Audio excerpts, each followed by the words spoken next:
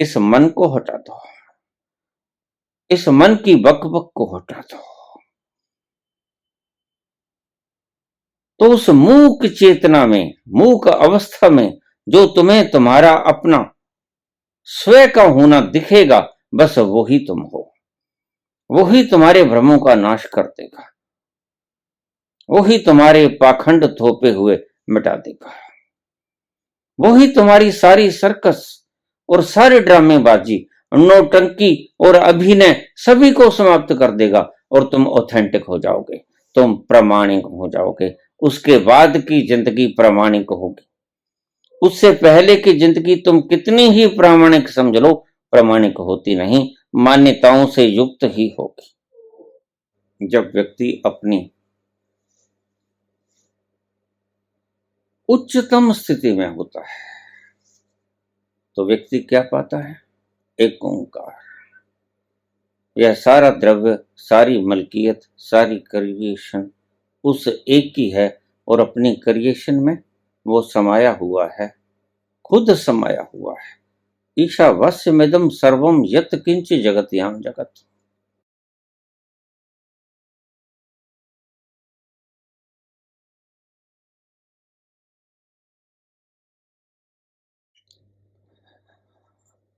राकेश महाजन, कलकत्ता।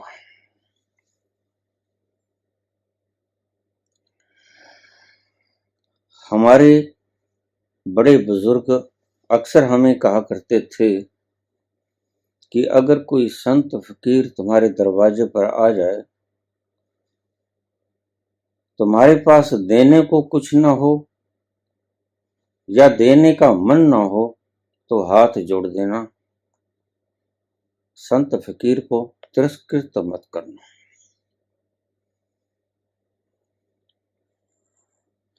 इसके पीछे गहरा रहस्य क्या था बाबा?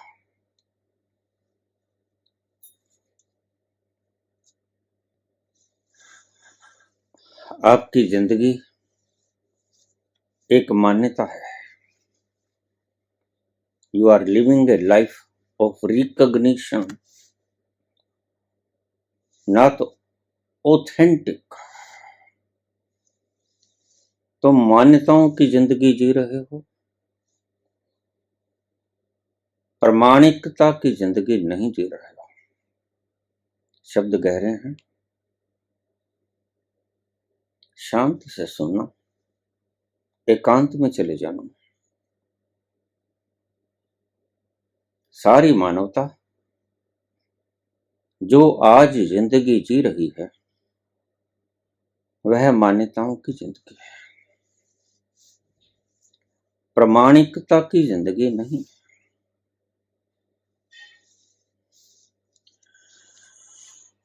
इसीलिए दुखी है, इसीलिए भटक रही है। ये इतना कंपटीशन, इतने मार्गदर्शक,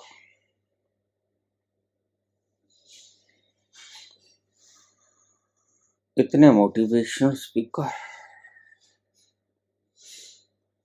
लेकिन तुम रोज ज्यादा दुखी हो जाते हो। तुमने कभी सोचा नहीं होगा कि आखिर कारण क्या है? मानव रोज दुखी से और ज्यादा दुखी कैसे होता जाता है? What's the reason behind it? इसके पीछे का कारण है क्योंकि मानवता जो जिंदगी आज जी रही है, सदा से वही जिंदगी जीती रही है, बस आनुपातिक रूप से फर्क पड़ जाता है, रेशो का फर्क पड़ जाता है। पहले थोड़े से समझदार लोग रहे करते थे जिन्होंने ये बात आपसे कही, कुछ न हो तो हाथ जोड़ देना, भला चंगा मत कहना। बस आया है, भिक्षुक है, मांगा है, नहीं देना चाहते तो हाथ जोड़ लो, बाबा आगे जाओ। इट्स सफिशिएंट, यह पर्याप्त है, आवश्यक नहीं है उसे कुछ और किसी तरह की नसीहत देने की। मस्टंडे हो, अच्छे सेहतमंद हो, जवान हो, काम कर सकते हो, ऐसा कुछ मत कहना। और जवानों को भी यहाँ कहाँ काम मिलता है, थोड़ा सोच लिया करो। जवान भी यहाँ बेरोजगार फिरते हैं, डिग्रीधारी भी यहाँ बेरोजगार फिरते हैं। हाथ जोड़ दिया करो, बाबा आगे चले जाओ। कारण क्या था? क्या तुम्हारे बुजुर्ग डरते थे? हाँ, बुजुर्ग तो डरते थे, लेकिन इसके पीछे का गहरा रहस्य आपने पूछा, वो कुछ और है। मैंने पहले एक शब्द कहा कि मानवता आज भ्रामक जिंदगी जी रही है, प्रामाणिक जिंदगी नहीं जी रही है। You are living a recognition life, recognized life, not authentic. प्रामाणिक जीवन सारी मानवता नहीं जी रही है, मान्यताओं से भरा हुआ जीवन जी रही है, और यही आपके दुख का मूल कारण है।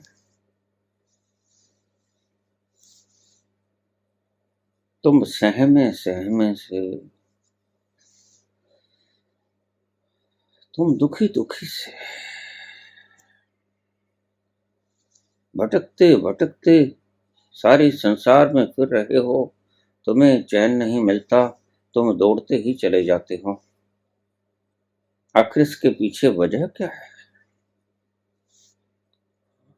सारी मानवता, ऐसा लगता है आज किसी कुएं का जहरीला पानी पी लिया है, सभी ने पी लिया है, कोई एकाध बचा होगा।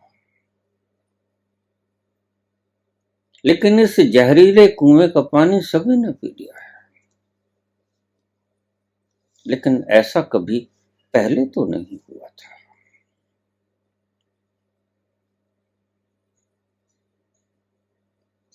पहले कुछ लोग बच जाते थे, महावीर जैसे, बुद्ध जैसे, कृष्ण जैसे, राम जैसे, मीरा, नानक, कबीर जैसे। लेकिन आज आज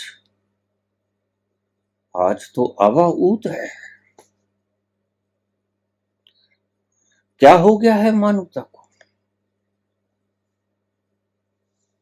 सारी मानवता आज मान्यताओं से भरी हुई जिंदगी जी रही है। आप गौर से देखो, आप हर वक्त मान्यताओं से भरी जिंदगी जी रहा है। तुम जिसे कहते हो कि ये मेरा पिता है, क्या तुम्हें पक्का पता है कि वह तुम्हारा पिता है? तुम जिसे अपना पुत्र कहते हो, क्या तुम्हें पक्का पता है कि वह तुम्हारा पुत्र है? बस ऐसी ही जिंदगी तुम जी रहे हो। तो क्यों कहा तुम्हारे बुजुर्गों ने, तुम्हारे पास सब कुछ है लेकिन इच्छा नहीं है कि इसे कुछ दूं? तो कोई बात नहीं, अपनी इच्छा को पूर्ण रखना और इससे हाथ जोड़ लेना, बाबा आगे चलो।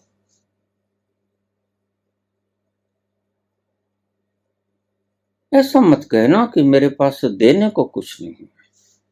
ये मैं आपको कौशनली बात करता हूं, मैंने भी बहुत गहरे तल छुए। क्योंकि अगर आपने कुछ कहा बाबा कुछ नहीं है मेरे पास, और अगर आगे से उसने कह दिया कल्याणमस्तु एवमस्तु, बस हो गया काम, कुछ नहीं रह जाएगा।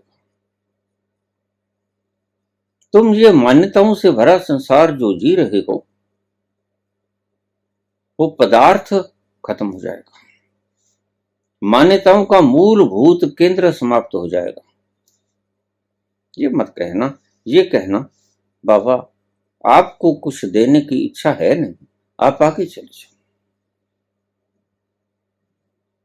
वह चला जाएगा।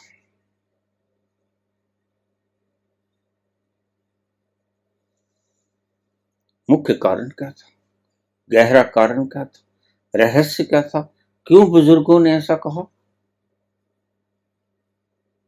गौर से समझना।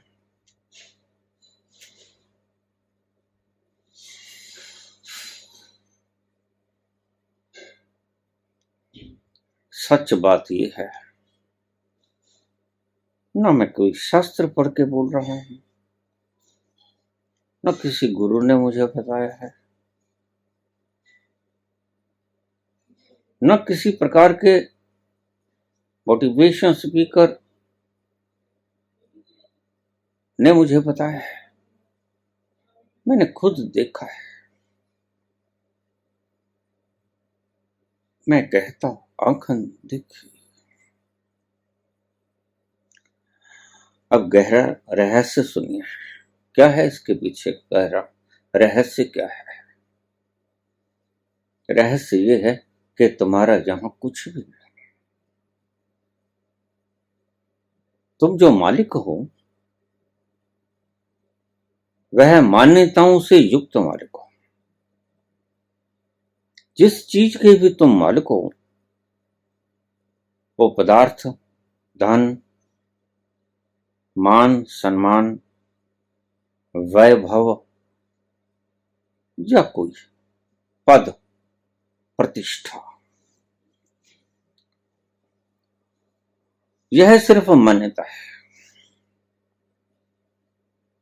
किसी भी पदवी के ऊपर बैठा हुआ व्यक्ति ये सोचता नहीं कि आज ये मान्यता है कि मैं बैंक का मैनेजर हूं, मैं बॉस।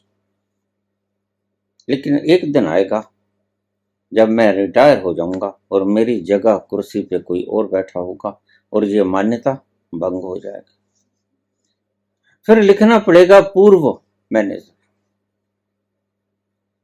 तो मान्यता थी ना उस वक्त, आज खत्म हो गया।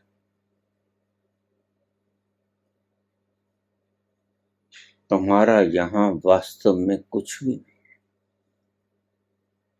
क्यों?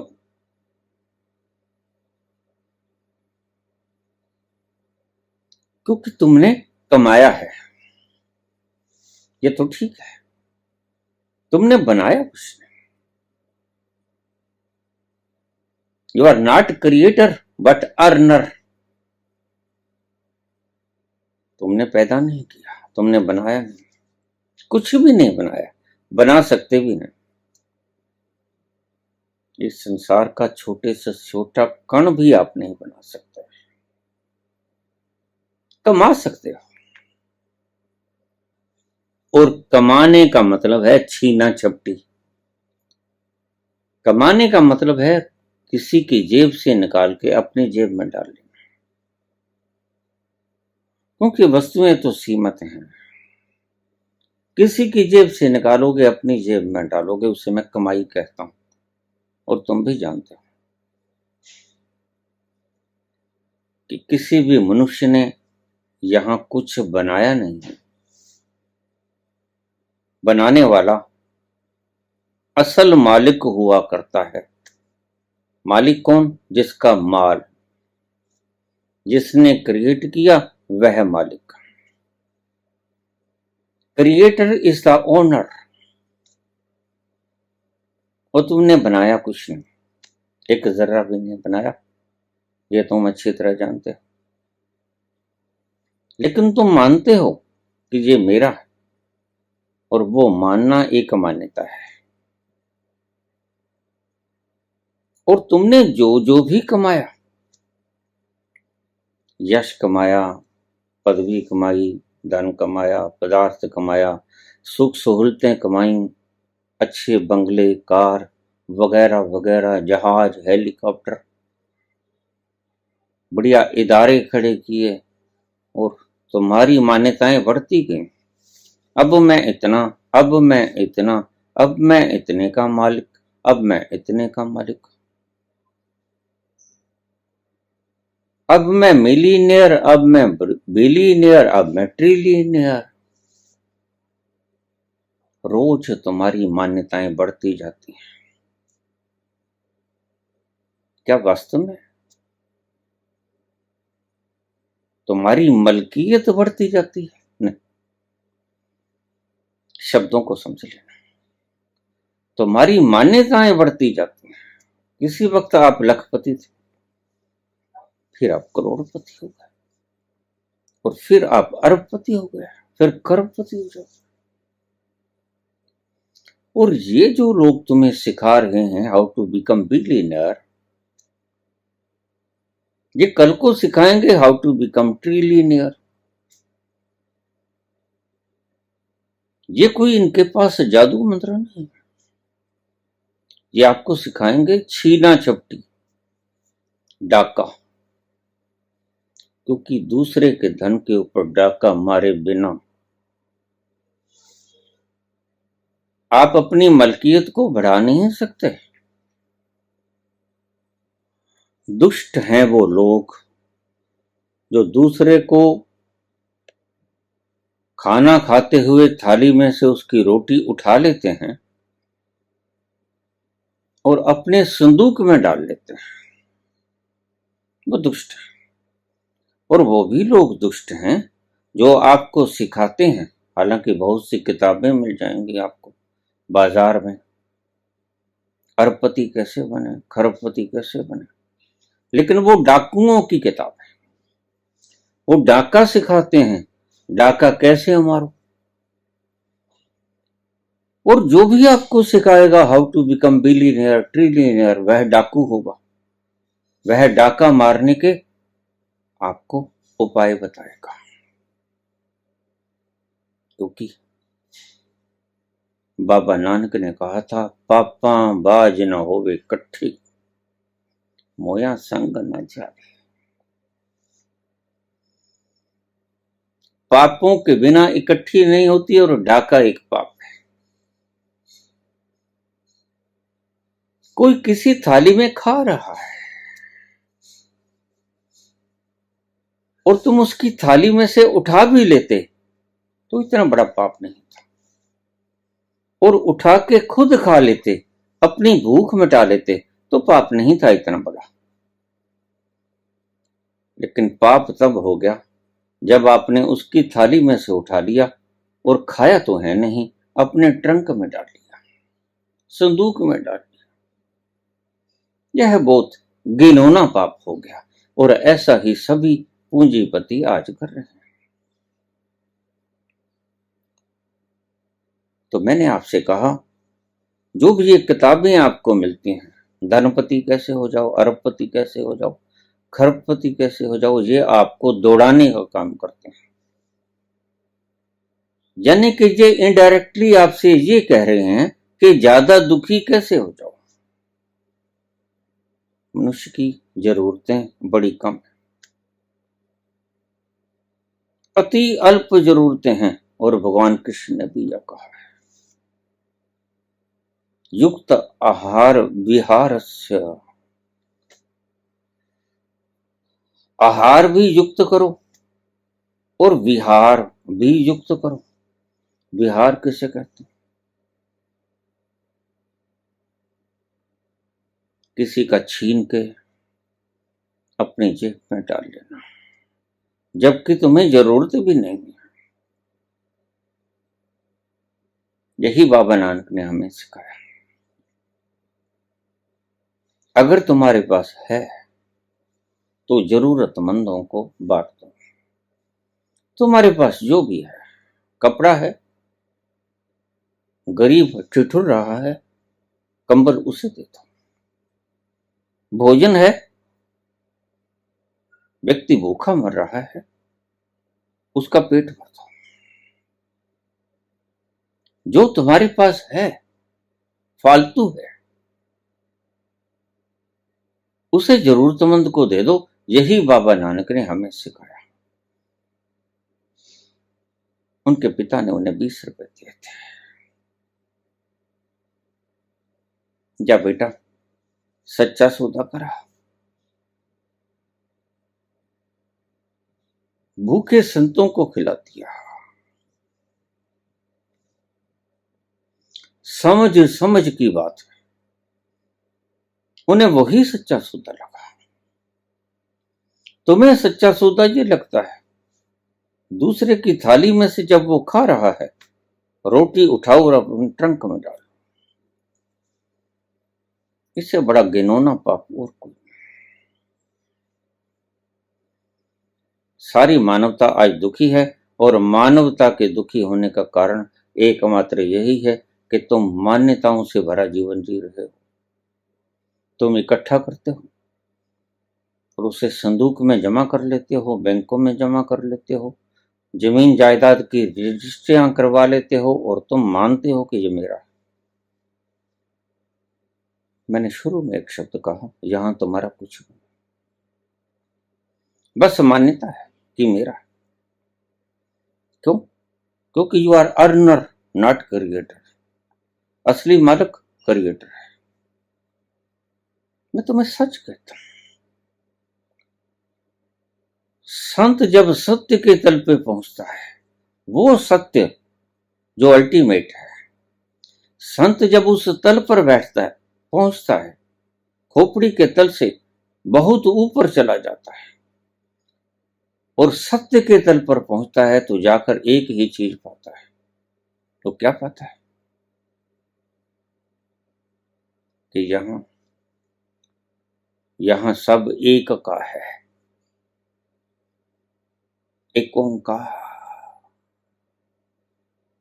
सब एक का है, तुम्हारा इंडिविजुअल कुछ नहीं। जब व्यक्ति अपनी उच्चतम स्थिति में होता है तो व्यक्ति क्या पाता है? एक ओंकार। यह सारा द्रव्य, सारी मलकियत, सारी क्रिएशन उस एक की है और अपनी क्रिएशन में वो समाया हुआ है, खुद समाया हुआ है। ईशावास्यमिदं सर्वम यत् किंच जगत्याम जगत।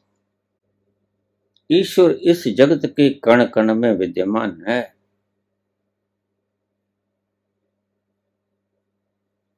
तो जो भी उस उच्चतम तल पर पहुंचा, उसने ये सत्य पाया और ये भी पाया कि अब तक मैं असत्य में था,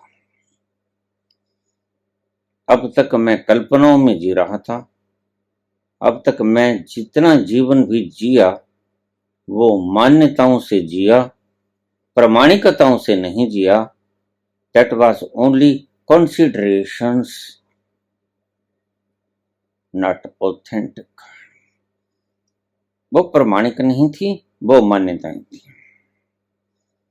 दरअसल मेरा था कुछ नहीं, मैंने मान लिया था कि मेरा है। और तुम्हारा भ्रम रोज मृत्यु खत्म कर देती है और तुम्हारी आंखें फिर भी नहीं खुलती। जो रोज लोग पूछ लेते हैं, बाबा तुम बाहर घूमते क्यों नहीं, तुम्हारा मन नहीं करता?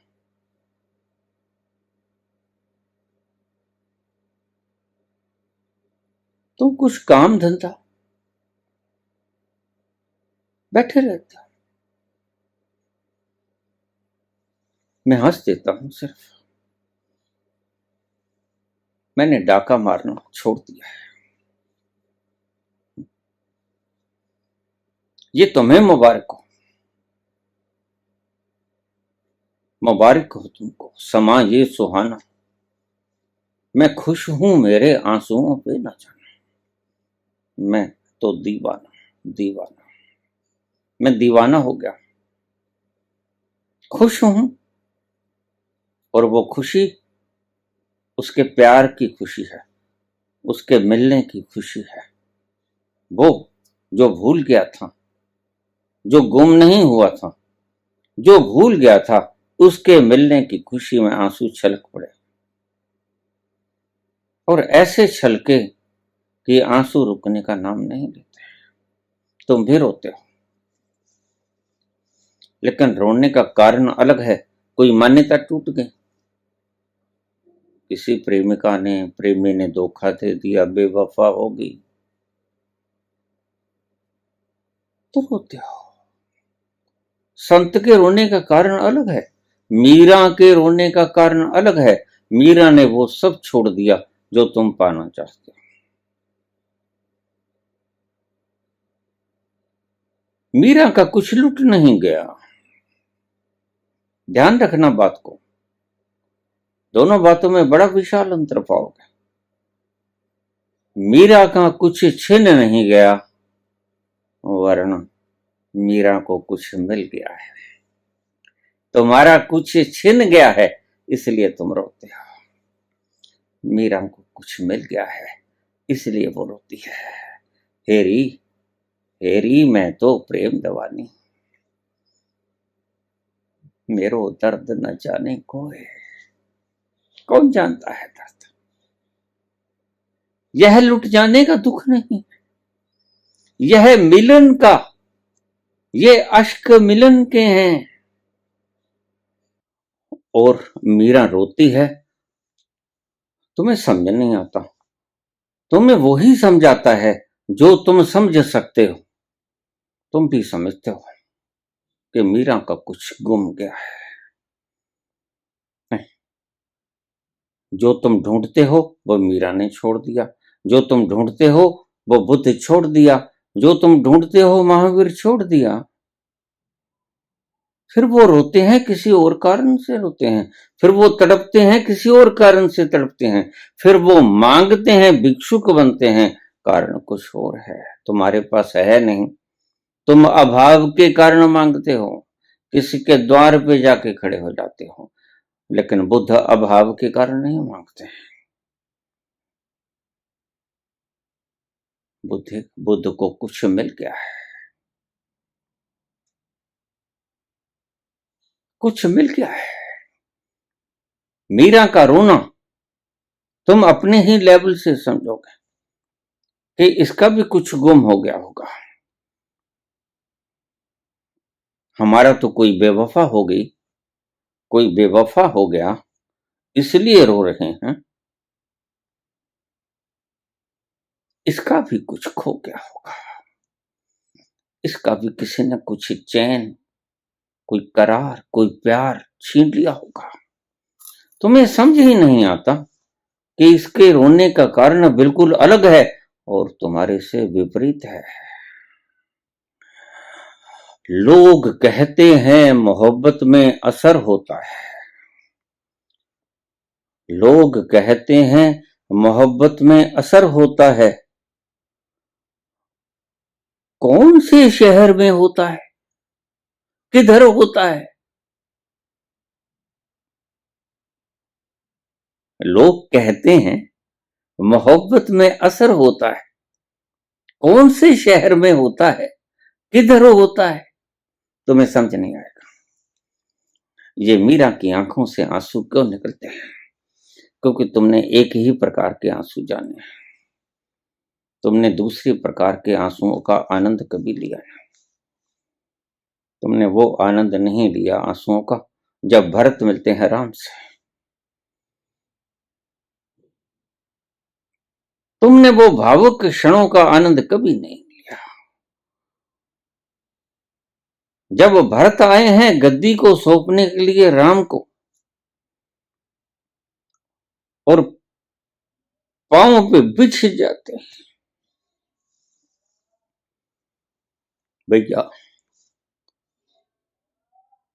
मेरा क्या यही दोष है कि मैंने पापिनी के गर्भ से जन्म लिया? इसी दोष के कारण मुझे दंडित किया आपने।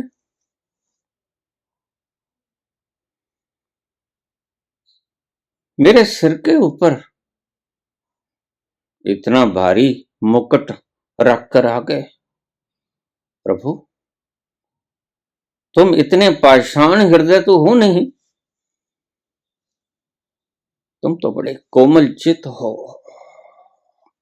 तुम तो बिना कारण के ही कृपालु हो जाते हो।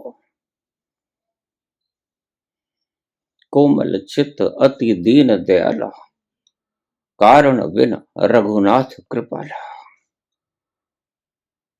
तो फिर मैंने ऐसा कौन सा पाप किया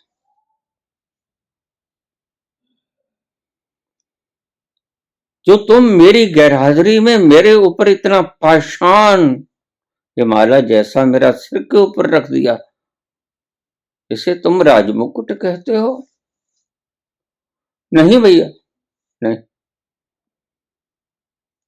क्या तुमने मुझे इसलिए दंडित किया कि मैंने इस पापनी के गर्भ से जन्म लिया? नहीं भैया, ये कसूर मेरा तो नहीं है। तुमने मुझे क्यों दंडित किया? ये लो, अपना राजकाज संभालो, और नहीं संभालना तो मैं भी आपके पास बैठ जाऊंगा। मेरे साथ सभी आए हैं, प्रजाजन भी आए हैं, गुरुदेव वशिष्ठ भी आए हैं, तीनों माताएं आई हैं, छोटे भैया शत्रुघ्न भी आए हैं। तो फिर हम यहीं अपनी अयोध्या नगरी बसा दें।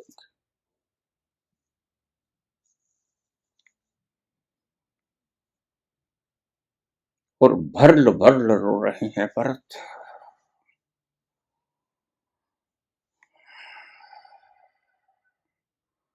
ये पाषाण हृदय तुम ऐसे हो जाओगे, मैं कभी सोच भी नहीं सकता। ये इतना दंड आप मुझे दोगे? आप तो दयालु हो। फिर अपने अपने भाई को इतना बड़ा दंड देने की नौबत क्यों आई आपको? क्यों आपने मुझे दंड दिया? ये लो, अपना मुकुट संभालो, राज तुम्हारा है, तुम अपना राज संभालो, मैं यहां बैठता हूं।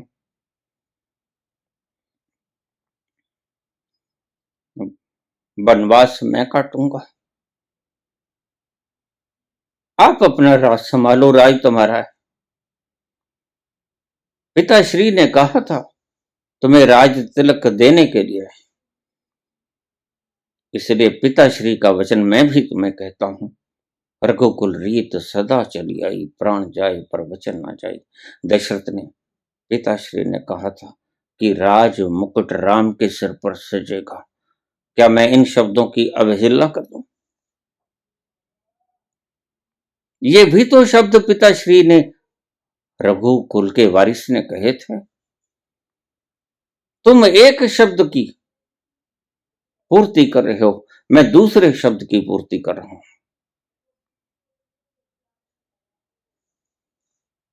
और रघुकुल में तो ये दुष्टा केकई तो थी नहीं, ये तो बाहर से आई हुई है।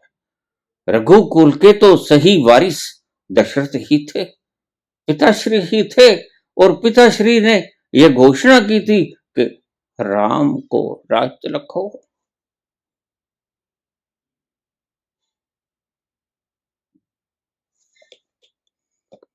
फिर ये बताओ, इस पापनी की बात को मानूं या रघुकुल के वारिस पिताश्री दशरथ की बात को मानूं?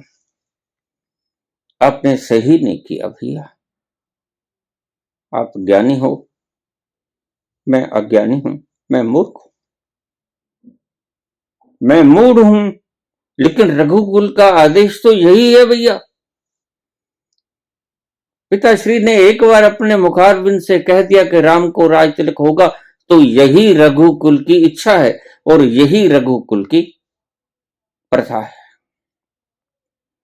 अब बताओ क्या करोगे? ये दुष्टा तो रघुकुल की वारिस नहीं है, यह तो बाहर से आई हुई बददिमाग स्त्री है। बड़ा बुरा बुला कहते हैं।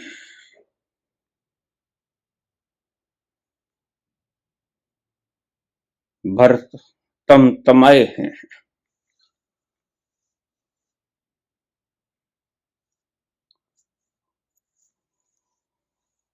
व्यथित हृदय की पीड़ा को व्यक्त कर रहे हैं भगवान राम के चरणों में। मुझे बताओ भैया, न्याय दो, रघुकुल का आदेश क्या है?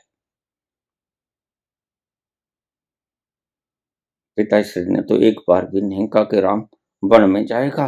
पिताश्री तो आखिरी वक्त तक मैं सब पता लगा चुका हूं। आखिरी वक्त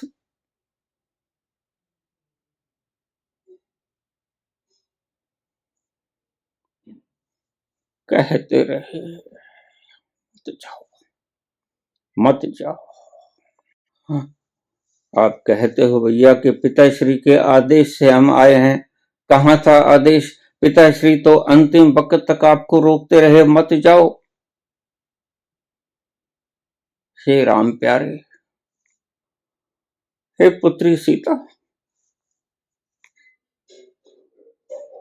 हे पुत्र लक्ष्मण, तुम मत जाओ। तो आदेश मैं किसका मानूं?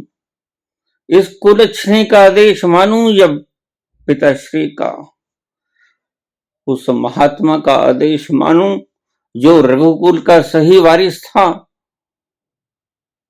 या इस कुलच्छनी का आदेश मानूं? नहीं प्रभु, अगर आप इसी बात पर ही चल रहे हो तो इस बात के ऊपर आप न्याय करवा लो। पहली बार मर्यादा पुरुषोत्तम राम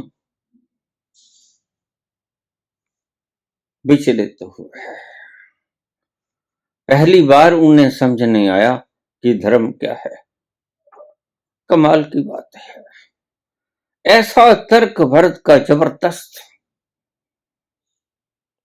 बताओ ये रघुकुल का आदेश कहाँ है? रघुकुल का आदेश तो महात्मा दशरथ का था, और ये इस बात का प्रमाण है कि आप तीनों के वियोग में पिताश्री तड़पते हुए मर गए।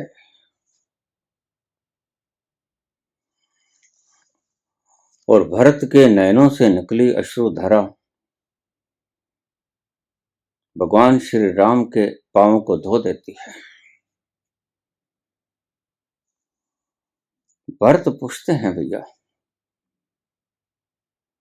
आपकी मरण की सारी गाथा मैंने गुरुदेव से पूछ ली है, और गुरुदेव ने मुझे यही कहा है कि सिर्फ आपका वियोग, राम राम कह के ही उन्होंने प्राण त्याग है।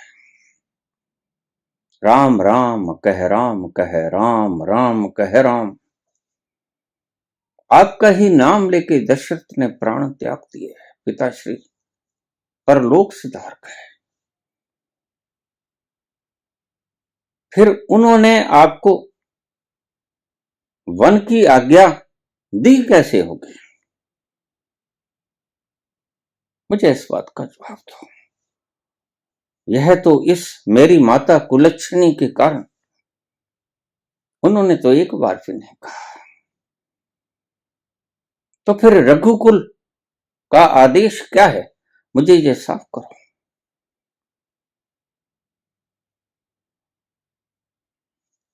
आप अपना राज्य संभालो भैया। भरत का रोना, राम से लिपट लिपट जाना, राम के चरणों को धो देना अपने आंसुओं से, यह दृश्य एक टकी लगाकर देवता भी देख रहे थे। देवता भी आंखों से आंसू रोक न पाए,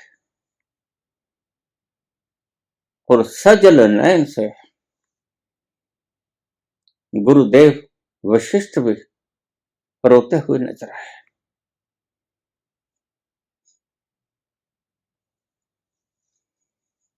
सारा माहौल आंसुओं से लबालब भरा पड़ा था। भरत की इस बात का कोई जवाब किसी के पास नहीं था। वशिष्ठ जैसे ज्ञानी भी हार गए। वशिष्ठ के पास भी इस बात का तर्क नहीं मिला। बात ठीक थी।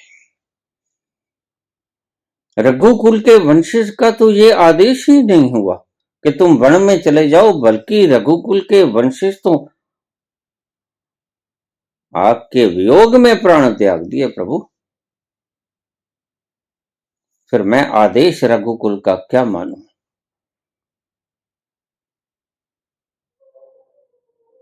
मैं इस दुष्टा का आदेश नहीं मान सकता। इस दुष्टा का आदेश रघुकुल का आदेश नहीं है। रघुकुल का आदेश तो यही था, न जाओ, न जाओ छोड़कर। वो तो अंतिम वक्त तक।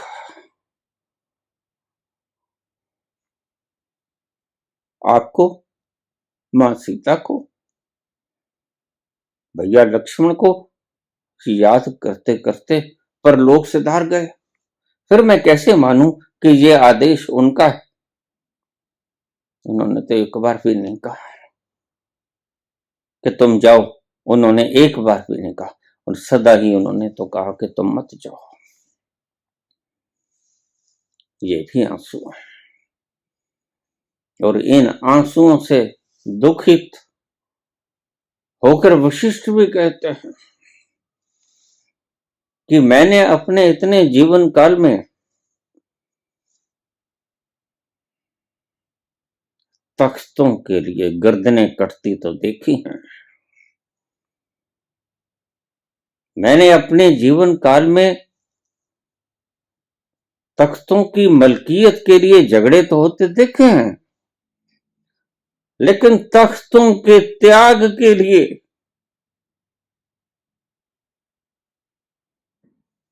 ऐसा झगड़ा देखकर मैं कृतकृत हो गया। उन्होंने कहा, भरत, हे भरत, हे भगत, तुम धन्य हो।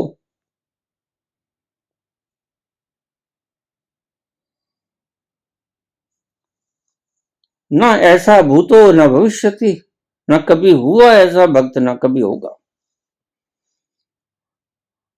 आज मैं भी इन पलों का साक्षी हूं, और मैंने बहुत से झगड़े देखे हैं तख्तों की गद्दियों के ताजपोशी के लिए। लेकिन पहली बार ऐसा झगड़ा बिल्कुल अलग तख्तों के त्याग के लिए मैं देख रहा हूं। बड़म्बना है कि ईश्वर ने आज मुझे ये दृश्य भी दिखाया, इसलिए भगवान राम को पूजा जाता है।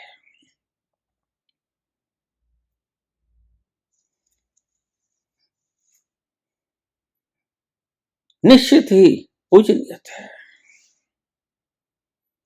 और उसके बावजूद भी श्री राम 14 वर्ष का वनवास पूरा करके ही आए। रो रहे हैं भरत भी, लेकिन भरत त्याग के लिए रो रहे हैं। आपका कुछ त्याग हो गया है तो रो रहे हो। मीरा को कुछ मिल गया है तो रोती है। रोते कबीर भी हैं, रोते नानक भी हैं। लेकिन तुम गलती से आंसुओं को कुछ खो जाना समझ लेते हो। तुम्हें पता नहीं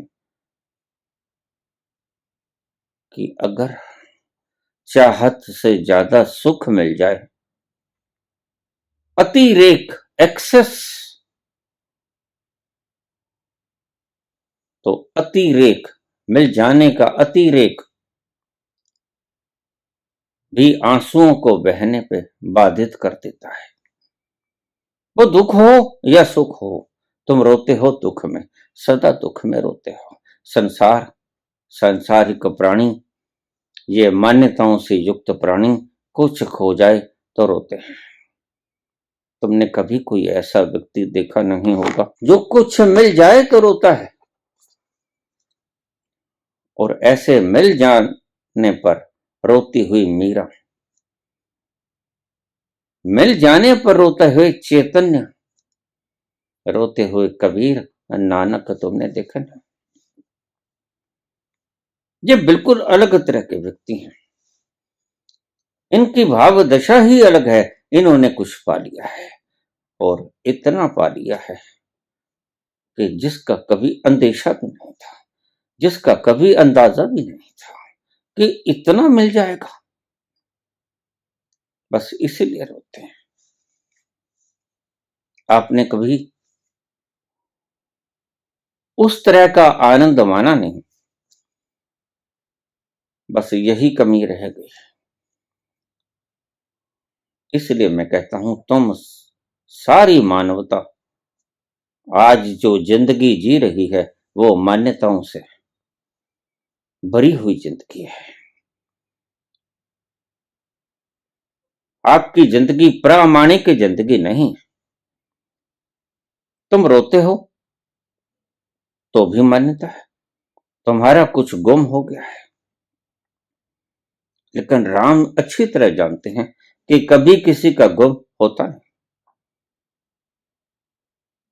तुम्हारा कुछ है ही नहीं तो तुम खोओगे क्या? क्या खोओगे?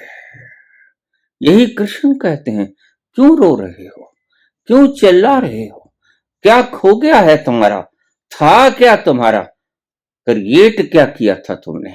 पैदा क्या किया था? बनाया क्या था? कमाया था? You are just a earner, not a creator. बस यही बुजुर्गों का कथन था कि तुमने सिर्फ किसी भी तरह की अपने भीतर विकसित करके एबिलिटी को, योग्यता को दूसरों को लूट लिया होगा। बोलने में दक्ष हो गए, बुद्धि थोड़ी सी काम ज्यादा करती होगी, और इसी के बलबूते पर तुमने दूसरे को गरीब बना दिया। और फिर दूसरों का ध्यान नहीं रखते कि वो भूखा मर रहा है, वो सर्दी में कंप रहा है, उसके सिर पे छत नहीं है। तुम कभी इस बात का फिक्र नहीं करते। इसलिए बुजुर्ग बिल्कुल ठीक कहते थे, उन्हें पता नहीं था, ये भी मैं जानता हूं, क्योंकि अगर पता ही लग गया होता तो वो संत हो गए होते। पता नहीं था, लेकिन कानों सुनी बात कानों से कानों तक, कानों से कानों तक फैलती चली गई। उनके जहन में ये बात स्मृति में बैठ गई कि संत अगर दरबार में आ जाए, तुम्हारे घर के आगे भिक्षा पत्र लिए खड़ा हो जाए, तो अगर तुम कुछ नहीं देना चाहते तो हाथ जोड़ देना, आगे जाओ बाबा, ये काफी रहेगा। तिरस्कृत मत करना, क्योंकि तुम्हें मालूम नहीं है, कोई बुद्ध, कपिल वस्तु का साम्राज्य, सुदोधन पिता, यशोधरा स्त्री और राहुल बेटे को त्याग कर ये भिक्षा पत्र बड़ा कीमती है। ये भिक्षा पत्र जो पकड़ा है हाथ में, इसके पीछे विशाल त्याग। जिस खजाने को आप खोज रहे हो वो छोड़ के आए हैं बुद्ध। तुम इसको भिक्षुक मत समझ लेना, तुम इसको मांगता मत समझ लेना। और मांगता है जरूरत, भूख लगी है, रोटी मांगने आया है। कोई शंकर भी हो सकता है, शंकर।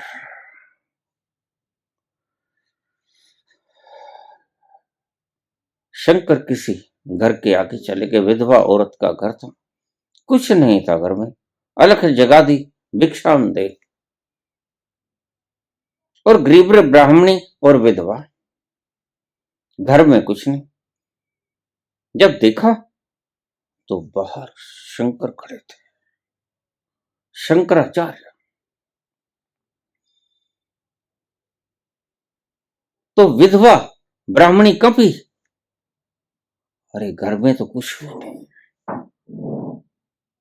क्या वापस मोड़ दो? है तो कुछ है नहीं। सब कूचे फलोरने लगी। एक छोटा सा आंवला, संत को खाली हृदय भी तो भेजा नहीं जा सकता। एक छोटा आंवला था और कुछ था ही नहीं, बच्चों के लिए भी कुछ नहीं था। ऐसी दीनहीन अवस्था।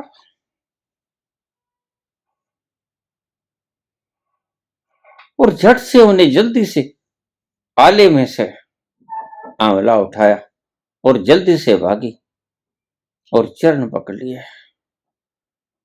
शंकराचार्य गए, आंवले का फल भिक्षा पात्र में रख दिया, दोनों हाथ जोड़कर आंखों से आंसू बह रहे हैं। मैं दरिद्र विधवा ब्राह्मणी, हे प्रभु मेरे पास और कुछ नहीं है, मुझे क्षमा कीजिए।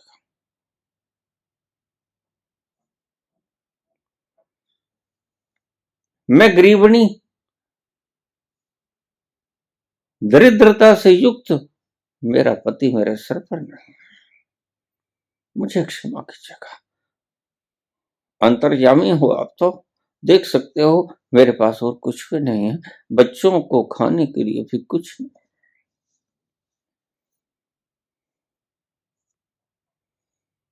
शंकराचार्य का मन पसीज गया। शंकराचार्य ने देखा यह विधवा ब्राह्मणी झूठ नहीं बोलती,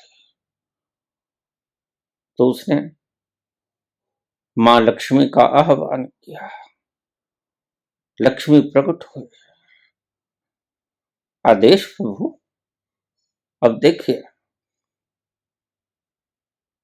इनका स्थान, जिनके आगे देवता नतमस्तक होते हैं उनकी आज्ञा का फरमान लेने के लिए हाजिर होते हैं। वो व्यक्ति हाथ में भिक्षा पत्र लिए मांग रहा है अन्न, और शंकराचार्य का हिसाब था कि सिर्फ दिन में एक बार एक ही घर से मांगते थे, दूसरे घर में जाते नहीं थे।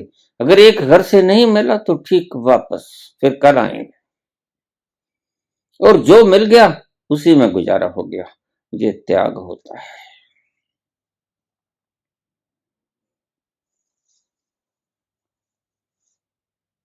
संसारिक लोगों का तो पेट ही नहीं भरता, और पेट भर जाए तो नीयत नहीं भरती, और नीयत ऐसा घड़ा है जो नीचे से खोखला है, जितना भी डालो वह कभी भरता नहीं। बिना पैंदे का घड़ा है, कितना ही डालते चले जाओ वह कभी नहीं भरेगा। इसलिए वासनाएं अपूर्त है, वो कभी पूर्त नहीं होती, वो सदा खाली रहेगा, कितना ही डालते चले जाओ। बस तुम इन ही वासनाओं के घड़ों को सिर पर ढोए चले जाते हो, और तुम समझते हो कि शायद ये भर जाएंगे। नहीं, वासना दुष्पूर है, कभी नहीं भरती वासना। जरूरत भर जाती है, पेट भर जाता है, नियत कभी नहीं भरती। इस फिराक में कभी मत रहना कि तुम्हारी नियत भर जाएगी। जरूरतें पूरी होती हैं, वासनाएं कभी पूरी नहीं होती, इस भ्रम में रहना मत।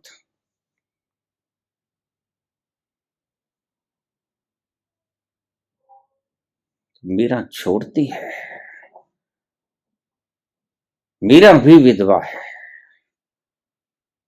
मीरा का घर वाला मारा गया है युद्ध में, और मीरा राजस्थान के घराने में राजघराने की बहू सड़कों पर नंगे पांव बेसुध अवस्था में घूमती है। लोग उसे कुलच्छनी कहते हैं। लोग राणा के पास शिकायत करते हैं, तुम संभाल नहीं सकते इसको, ये कैसे तुम्हारी इज्जत को तार तार कर रही है। लेकिन मीरा मस्त है, वह तो हरि गुण गाती है। ऐसी लगी लगन मीरा हो गई मगन, वो तो गली गली हरि गुण गाने लगी। महलों में पली बन के जोगन चली, मीरा रानी दीवानी कहाने लगी, ऐसी लगी लगन, मीरा हो गई मगन। वो मगन है, लगन लग गई है, और तुम बाहर से देख नहीं सकते। उसके भी आंखों में आंसू आते हैं। वो भी कहती है, मेरा दर्द न जाने को है, घायल की गति घायल जाने, या जिन घायल होए, हेरी हेरी मैं तो प्रेम दीवाने, मेरो दर्द न जाने को है। रोती वो भी है, लेकिन उसका कुछ छिन नहीं गया। जो छीन सकता है वो उसने छोड़ दिया, स्वीकृति से छोड़ दिया है, खुशी खुशी छोड़ दिया है। बुद्ध ने भी खुशी खुशी छोड़ दिया, महावीर ने भी खुशी खुशी छोड़ दिया, सभी संतों ने खुशी खुशी छोड़ दिया, छोड़ ही देते हैं। जब हीरे दिख जाते हैं तो हाथों में कहां ठहरती है, रेत की मुट्ठियां खुल जाती हैं, लेकिन हीरों को देखने के बाद खुलते हैं। ये बात ध्यान में रखना। जिस घड़ी तुमने अपने भीतर का हीरा देख लिया, तुम्हारी सभी मान्यताएं टूट जाएंगी। फिर तुम सभी जो मान्यताओं को थोपे हुए चल रहे थे इस संसार में, तुम्हारे सारे मापदंड बदल जाएंगे, फार्मूला ही चेंज हो जाएगा। वह जिस फार्मूले से तुम जिंदगी जी रहे थे, हीरा देखने से पहले हीरा पायो, गांठ गठियायो। हीरा देखने के बाद आपकी जिंदगी के जीने के पैमाने, मेजरमेंट्स विल चेंज, बदल जाएंगे। वो पैमाने ना रहेंगे।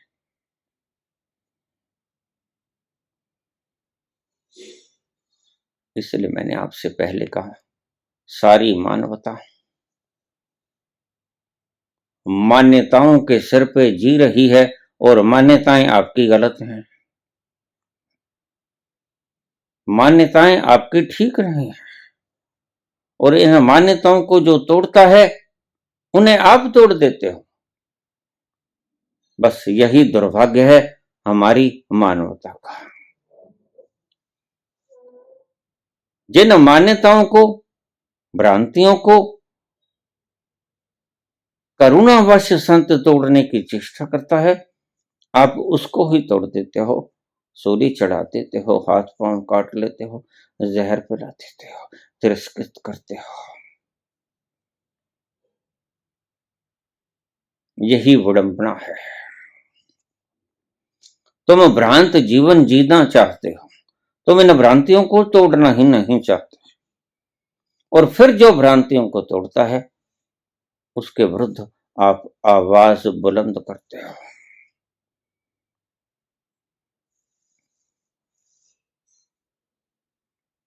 यही यही नियति में लिखा है तुम्हारे। तुम कभी उस हीरे को देखने का आनंद मानना नहीं चाहते, तुम जानना नहीं चाहते, तुम ऑथेंटिक जीवन, प्रामाणिक जीवन जीना नहीं चाहते, इसलिए तुम रोज मान्यताओं को बढ़ाते चले जाते हो, रोज मान्यताओं को बढ़ाते चले जाते हो, रोज सूचनाओं को एकत्रित करते रहते हो, और नए से नई सूचनाओं को तुम तलाशते रहते हो। एक व्यक्ति से दूसरे, दूसरे से तीसरे, एक गुरु से दूसरे, दूसरे से तीसरे, तुम न जाने कितने गुरु रोज बदल देते हैं। तुम्हारा मन ठहरता नहीं। कंपते हुए मन की निशानी है, तुम्हारा मन दौड़ रहा है। और संत तुम्हें यही कहते हैं कि दौड़ते दौड़ते मन से तुम कभी ना पाओगे, ठहरना होगा। बोलते बोलते मन से तुम कभी ना पाओगे, मौन होना होगा, शांत होना होगा, खामोश होना होगा। खामोश हो जाओ अगर उसे पाना है। जो तुम हो, वहां जाकर सभी भ्रांतियां, मान्यताएं टूट जाया करती हैं। सरल फार्मूला। संत तुम्हें कभी नहीं उलझाते, लेकिन तुम खुद उलझते हो, जानबूझकर उलझते हो। तुम्हारा मन तुम्हें जानबूझकर उलझाता है। तुम्हारा मन अपनी गिरफ्त से तुम्हें मुक्त नहीं होने देना चाहता। यही षड्यंत्र है तुम्हारे मन का। वो तुम्हें बांधे ही रखना चाहता है, और कितने जन्मों से तुम्हें वो बांधे बैठा है। वो अपनी पकड़ को ढीले नहीं छोड़ता, और तुम उसकी पकड़ की दुष्टता में अपने आप को सौंपे ही रहते हो। तुम कभी उसकी दुष्टता से मुक्त नहीं कर सकते अपने आप को। संत सदा चाहता है कि तुम्हें वो हीरा दिख जाए जो तुम हो। मन तू ज्योत स्वरूप है, अपना मूल पछाण, तुम हो तो हीरे। इस मन को हटा दो, इस मन की बकबक को हटा दो, तो उस मूक चेतना में, मूक अवस्था में जो तुम्हें तुम्हारा अपना स्वयं का होना दिखेगा, बस वो ही तुम हो। वो ही तुम्हारे भ्रमों का नाश कर देगा। वो ही तुम्हारे पाखंड थोपे हुए मिटा देगा। वो ही तुम्हारी सारी सर्कस और सारी ड्रामेबाजी, नौटंकी और अभिनय सभी को समाप्त कर देगा, और तुम ऑथेंटिक हो जाओगे, तुम प्रामाणिक हो जाओगे। उसके बाद की जिंदगी प्रामाणिक होगी। उससे पहले की जिंदगी तुम कितनी ही प्रामाणिक समझ लो, प्रामाणिक होती नहीं, मान्यताओं से युक्त ही होगी। तुम कुछ न कुछ मानते मानते जिंदगी को खत्म कर दोगे, और जिंदगी की आखिरी स्टेज आपको धड़म से गिरा देगी जमीन पर, और तुम्हारी सारी मान्यताएं रेत की ढेरी में तब्दील हो जाएंगी।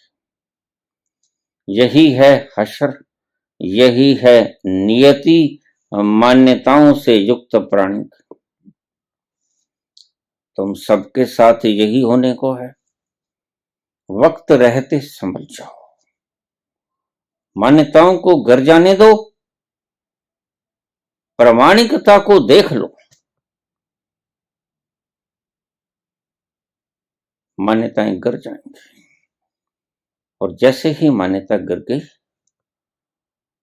तुम्हें वो सांवरा रास रचाता निधि वन के भीतर कृष्ण और राधा तुम्हारे भीतर ही नजर आएंगे।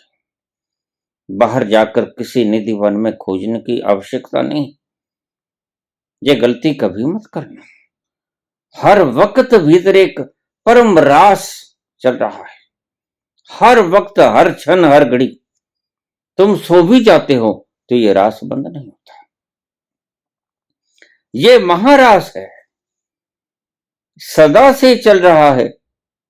तुम्हारे जीवन से पहले भी चल रहा था, तुम्हारे विदा होने के बाद भी चलता रहेगा। ये रुकने वाला नहीं है। ये तुम्हारे भीतर सदा से है। आद सच, जुगाद सच, है भी सच, नानक होसी भी सच। ये महारास ही सच है, और इस महारास को देख लेना ही हीरे को देख लेना है। किसी सदगुरु की शरण में चले जाओ, वो तुम्हें सन्मार्ग दिखा देगा। वो तुम्हें भटकाएगा नहीं, वो तुम्हें सीधे रास्ते डाल देगा। और वह कुछ मांगेगा भी नहीं। क्यों नहीं मांगेगा? क्योंकि उसको जो मिल गया है, उसके बाद कुछ मांगने की आवश्यकता शेष रह नहीं जाती। इसलिए मैं इसे कहता हूं कि तुम लक्षणों को देख लेना। अगर तुमने लक्षण नहीं पहचाने तो तुम सही गुरु को पहचान नहीं पाओगे। फिर नकली गुरु कोई ना कोई बहाने बना देगा तुम्हारे कल्याण के लिए। मेरी बातें सब तक पहुंचे, इसके विस्तार के लिए मैं आपसे दान की अपील करता हूं, ताकि मैं अपनी बात सभी तक पहुंचा सकूं। वह कोई ना कोई बहाना खोज लेगा।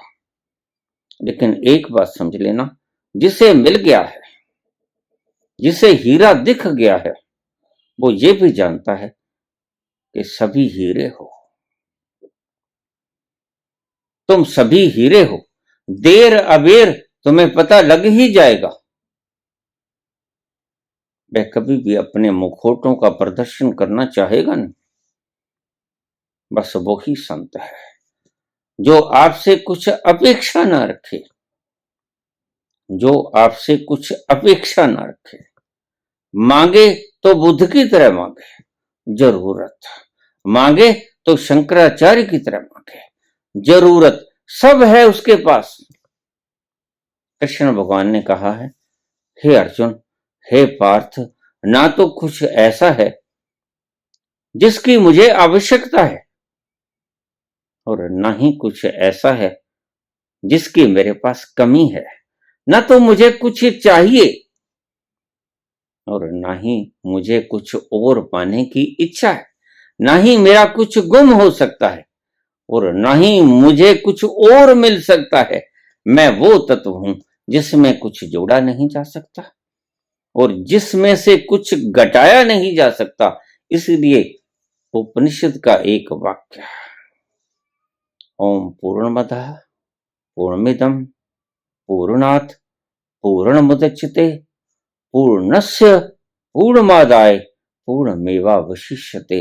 पूर्ण में से पूर्ण को भी निकाल दिया जाए।